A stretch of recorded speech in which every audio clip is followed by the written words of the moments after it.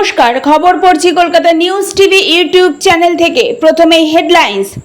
BJP প্রধান নাড্ডা একাধিক প্রাক্তন মুখ্যমন্ত্রীদের নতুন মন্ত্রিসভার অংশ। প্রধানমন্ত্রী মোদি 24টি রাজ্যের 71 জন মন্ত্রী শপথ নিয়েছেন। মোদি সরকার 3.0 মালদ্বীপে প্রাক্তন রাষ্ট্রপতি তার তৃতীয় মেয়াদে প্রধানমন্ত্রী মোদিকে অভিনন্দন জানিয়েছে। তৃণমূলের নবনির্বাচিত সাংসদদের সতর্ক করলেন মমতা। বিদ্যুৎ বিভ্রাট নিয়ে ভোগান্তির দিন শেষ, আর দাঁড়াবে না ট্রেন। কলকাতার নয়া ইতিহাস মেট্রোর। এবার দলের বিরুদ্ধে মুখ খুলে বসলেন ছোকরা দেবাংশু, বললেন। এবার আসছি বিস্তারিত খবরে। প্রথমেই বলবো, আমাদের চ্যানেলটি সাবস্ক্রাইব করুন এবং পাশে থাকা বেল আইকনটি প্রেস করে আমাদের সঙ্গে থাকুন। বিজেপি প্রধান নাড্ডা একাধিক প্রাক্তন মুখ্যমন্ত্রী নতুন মন্ত্রিসভার অংশ। প্রধানমন্ত্রী নরেন্দ্র মোদী রবিবার টানা তৃতীয় মেয়াদে শপথ নিয়েছেন। এটি একটি অসাধারণ ঘটনা চিহ্নিত করেছে, কারণ তিনি প্রাক্তন প্রধানমন্ত্রী জওহরলাল নেহরুর পর তৃতীয় মেয়াদে নির্বাচিত হওয়ার পর একমাত্র নেতা হয়েছিলেন।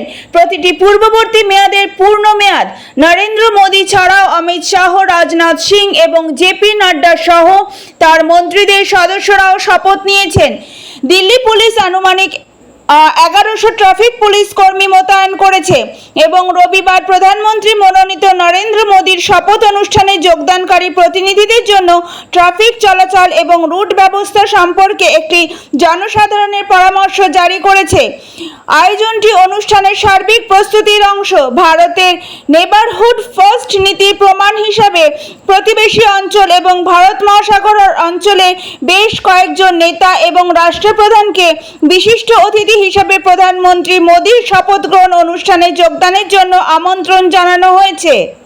প্রধানমন্ত্রী মোদী 24টি রাজ্যের 71 জন মন্ত্রী শপথ নিয়েছেন, যারা প্রথমবারের মতো প্রধানমন্ত্রী নরেন্দ্র মোদীর মন্ত্রী পরিষদে যোগ দিচ্ছেন। তাদের মধ্যে রয়েছেন 3 প্রাক্তন মুখ্যমন্ত্রী: শিবরাজ সিং চৌহান মধ্যপ্রদেশের, মনোহর লাল খট্টর হরিয়ানা এবং এইচ.ডি. কুমারস্বামী কর্ণাটক।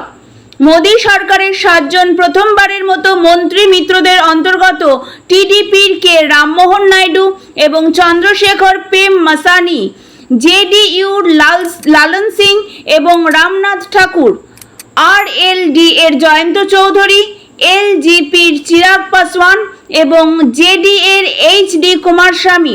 যারা বাদ পড়েছেন তাদের মধ্যে রয়েছেন প্রাক্তন কেন্দ্রীয় মন্ত্রী স্মৃতি ইরানি, রাজ্যের মন্ত্রী ডক্টর ভারতী পাওয়ার, সাধ্বী নিরঞ্জন জ্যোতি, দর্শনা জরদোস, মীনাক্ষী লেখি এবং প্রতিমা ভৌমিক। মন্ত্রী পরিষদের নতুন মন্ত্রীরা হলেন প্রাক্তন কেন্দ্রীয় মন্ত্রী নির্মলা সীতারামন, বিজেপি সাংসদ অন্নপূর্ণা দেবী, শোভা করন্দাজ-লাজে, রক্ষা খাড়সে, সাবিত্রী ঠাকুর এবং নিমুবেন বামভানিয়া এবং আপনা দলের সাংসদ অনুপ্রিয়া প্যাটেল। রবিবার নরেন্দ্র মোদী প্রধানমন্ত্রী হিসেবে শপথ নেওয়ার কয়েক ঘন্টা আগে তৃতীয় মোদীর নেতৃত্বাধীন এনডিএ সরকার বাংলায় 2 রাজ্যের মন্ত্রীকে বরাদ্দ করেছিল। বনগাঁর সাংসদ শান্তনু ঠাকুর ইতিমধ্যেই রাজ্যপাল ছিলেন। বঙ্গ বিজেপির সভাপতি সুকান্ত মজুমদারকে একটি জায়গা দেওয়া হয়েছে। আগের এনডিএ সরকার রাজ্য থেকে 3 জন এমওএস ছিলেন। মজুমদারের নিয়োগ অবশ্য দলের সংবিধান অনুযায়ী বিজেপি বাংলার সভাপতির পদ খালি করবে। নতুন জোট সরকারের 71 জন মন্ত্রীর তালিকায় 30 জন ক্যাবিনেট মন্ত্রী, 5 জন স্বতন্ত্র দায়িত্বপ্রাপ্ত প্রতিমন্ত্রী এবং 36 জন প্রতিমন্ত্রী রয়েছে। পোর্টফোলিওগুলি এখনও ঘোষণা করা হয়নি, তবে মোদি 3.0 এর গঠন এবং কাঠামো প্যান ইন্ডিয়া প্রতিনিধিত্ব দেখায় এবং জোটের অংশীদারের ওপর পর্যাপ্ত ফোকাসও দেখায়। মোদী সরকার 0.3 মালদ্বীপের প্রাক্তন রাষ্ট্রপতি তার তৃতীয় মেয়াদে প্রধানমন্ত্রী মোদীকে অভিনন্দন জানিয়েছেন। এক্স এ একটি পোস্টে মোহাম্মদ নাসিদ বলেছেন, প্রধানমন্ত্রী মোদীজিকে তৃতীয় মেয়াদের জন্য প্রধানমন্ত্রী হওয়ার জন্য অভিনন্দন। আমরা সকলেই খুব খুশি যে মালদ্বীপের রাষ্ট্রপতি ঐতিহাসিক ঘটনার প্রত্যক্ষ করতে এসেছেন। তিনি এস জয়শঙ্করকে অভিনন্দন জানিয়েছেন ক্যাবিনেট মন্ত্রী শপথ। এক্স এর একটি পোস্টে নাশিদ বলেছেন, ক্যাবিনেট মন্ত্রী হিসাবে আবার শপথ নেওয়ার জন্য ডক্টর জয়শঙ্করকে অভিনন্দন। আমরা আপনার বুদ্ধিবৃত্তিকে, গভীরতা এবং আন্তর্জাতিক সম্পর্কের জ্ঞানকে অভিনন্দন জানাই, যা ভারত মহাসাগরের দ্বীপ দেশগুলিকে নিরাপদ তীরে নিয়ে এসেছে। তৃণমূলের নবনির্বাচিত সাংসদদের সতর্ক করলেন মমতা। জয়ের পর শনিবার কালীঘাটে নবনির্বাচিত সাংসদদের নিয়ে প্রথমে বৈঠকে বড় বার্তা দিলেন মমতা বন্দ্যোপাধ্যায়। তিনি সাফ জানিয়ে দেন, যেসব এলাকায় আমরা এগিয়ে আছি সেখানে অতি আত্মবিশ্বাস দেখানোর জায়গা নেই, আবার যেখানে হেরে আছি সেখানেও আমাদের ঝাঁপাতে হবে। কেন সেখানে এই ফল হলো সেটা দেখতে হবে। সূত্রের খবর, বৈঠকে তৃণমূল নেত্রী বলেন, বহুতলে আমাদের ভোট কমেছে। আমি মনে করি বিধানসভায় এর বদল হবে, কিন্তু আমাদের বাড়তি নজর দিতে হবে। এদিন বৈঠকের শুরুতেই জয়ী প্রার্থীদের অভিনন্দন জানান মমতা বন্দ্যোপাধ্যায়।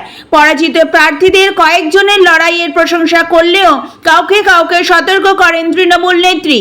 সূত্রের খবর, তমলুকে পরাজিত দেবাংশুকে নেত্রী বলেন, তোমার বয়সে আমি যখন যাদবপুরে দাঁড়িয়েছিলাম সকাল 7টা থেকে প্রচারে থাকতাম, বাড়ি বাড়ি যেতাম। তুমি তো দুপুর 12টায় বেরিয়েছো, তোমার আরও সক্রিয় হওয়া উচিত ছিল। আবার কাথি পরাজিত প্রার্থীর নাম করে বলেন, উত্তম বারিক বাঘের বাচ্চার মতো লড়াই করেছে, কিন্তু ওকে পাশের কেন্দ্রগুলো ডুবিয়েছে।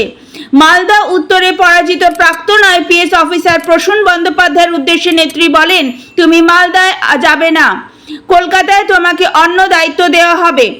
তৃণমূলের সূত্রের দাবি, বহরমপুরের 5 বারের সাংসদ অধীর চৌধুরীকে হারানো ইউসুফ পাঠানের উদ্দেশ্যে এদিন তৃণমূল অভিনেত্রী বলেন, ইউসুফ তুমি জায়ান্ট কিলার, গোটা জেলাকে সাধুবাদ দিতে হবে।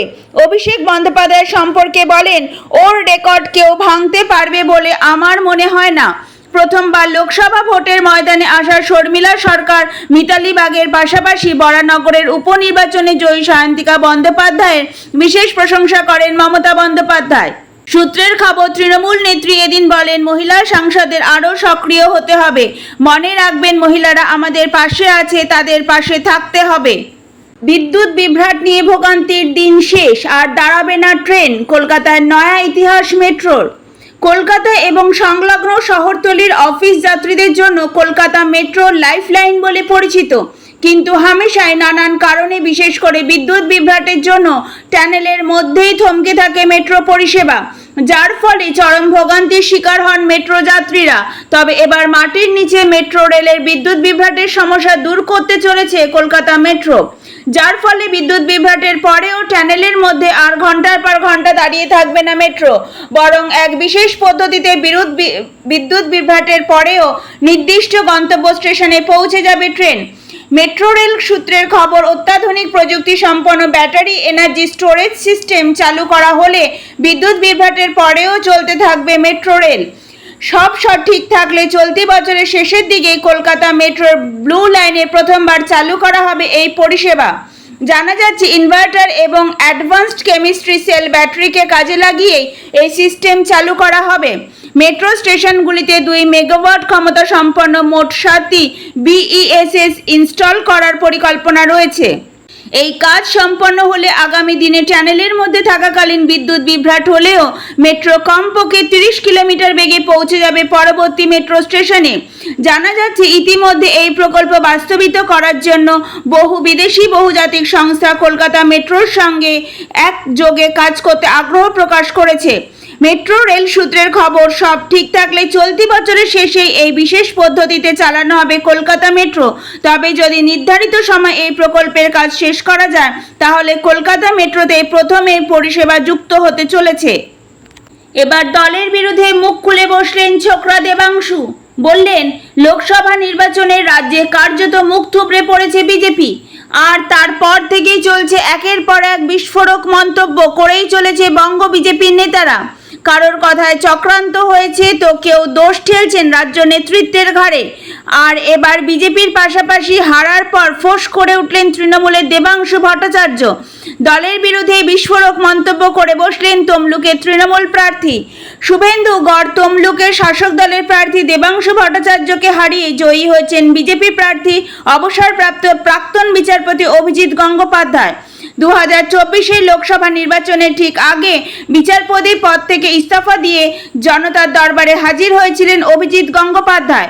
বঙ্গে বিজেপি ভালো ফল না করলেও তমলুকে গেরুয়া শিবিরে জয় এনে দিয়েছেন প্রাক্তন বিচারপতি। তৃণমূলের ছোকরা দেবাংশুকে হারিয়ে তমলুক লোকসভা কেন্দ্র থেকে ৭৭,০০০-এরও বেশি ভোটে জয়ী হয়েছেন বিজেপির প্রার্থী অভিজিৎ গঙ্গোপাধ্যায়। এই আবহে হেরে যাওয়ার পর এবার মুখ খুললেন দেবাংশু ভট্টাচার্য। তৃণমূল নেতা বললেন, আমার অভিজ্ঞতা ভালো হয়েছে, অনেকে আশীর্বাদ করেছেন, কিন্তু আমি ভোটে লড়তে গিয়ে একটা জিনিস দেখলাম, ওই জেলায় আমার দলের অনেকে দু নৌকোয় পা দিয়ে চলছেন। দেবাংশুর কথায় ভোটে প্রভাব তো পড়বেই, এটা তো নিশ্চিত ছিল। যারা দু নৌকোয় পা দিয়ে চলেছে তাদের আমি চিহ্নিত করতে পেরেছি। ইতিমধ্যেই দলের শীর্ষ নেতৃত্বকে গোটা বিষয়টি জানিয়েছি। ক্ষুব্ধ দেবাংশু বলেন, এভাবে চলতে পারে না। দু নৌকোয় পা দিয়ে চলবো, আবার দলের বিভিন্ন পদ সামলাবো, সেটা হয় না। ভোটে লড়তে গিয়ে আমাকে এরকম বহু অভিজ্ঞতার সম্মুখীন হতে হয়েছে।